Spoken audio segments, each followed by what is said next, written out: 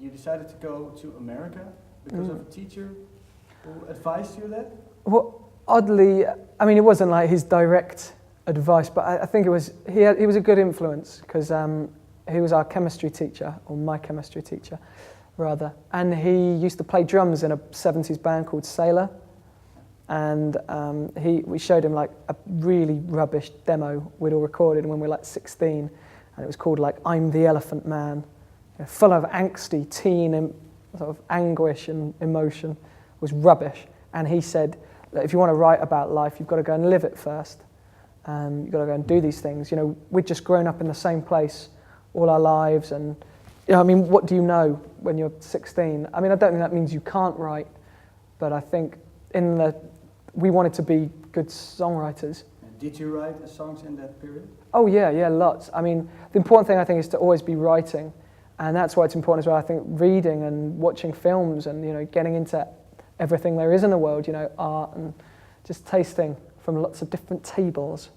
And then it kind of forms you, I suppose. It's really useful. And then we ended up going to America because it was that sort of, we also did a 5-week tour of Spain, which had like a big 80-mile-an-hour van crash after we travelled for 3 days solid over there. And we were 10 minutes away from our first gig. We hit a car and the whole van like tipped over on the motorway and had to go to hospital, and everyone was fine. We didn't break a string on the guitar. And Al and myself were still so keen. We just wanted to go and leave hospital and go to the gig like half an hour late. But I think we realised then it was a bit too much of an addiction. Yeah, okay. Yeah. You went to America. What was the plan? Yeah. You had something like, we go for this period and we're going to do something? Yeah, it kind of came from, we thought if we go to university, then it makes it look like we're doing something with our lives, but really we can still do the band for another 3 years. And then we sort of did a really failed tour of America, which was like a holiday with instruments, because we didn't take them out of their boxes, because we forgot to book any gigs. But we had a bloody good time. And where did you stay all the time, in Indiana or somewhere else? No, we did lots of road trips. So we'd go like out west, and we went to Colorado and Grand Canyon, around there in Nevada, Las Vegas, and LA and San Francisco, and just saw as much as we could. We went to, Chicago was just north as well, and so there was a lot of good things from that place. And it was kind of that time where we almost tried to forget about music, because with the football scholarships it was very full on. And then we realised, well, that's not what we went there to do. And Al wrote this song that we would probably never play, but at the time it just reignited everything. And because I had bad asthma.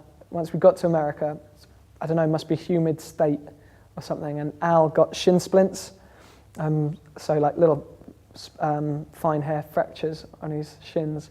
So we were basically a couple of crocs. So we were there warming a bench, getting all this scholarship money to pay for our tuition, with all of our new friends, just thinking that who the hell are these rubbish footballers come over from England taking our money? So it was kind of tough because we went over there and just failed.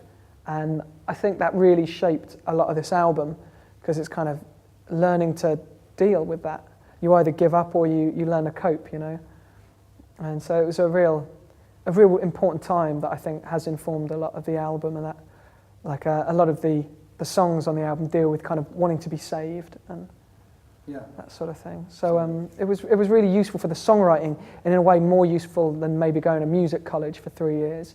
And I think that's the beauty of music, is it doesn't matter if you're not classically trained, and if you're not the best guitarist or cellist or whatever, you know, it's something about being able to express something in a way that maybe someone else couldn't, and you can't teach that. It just has to, I suppose, it comes a bit naturally, or just with some practice. And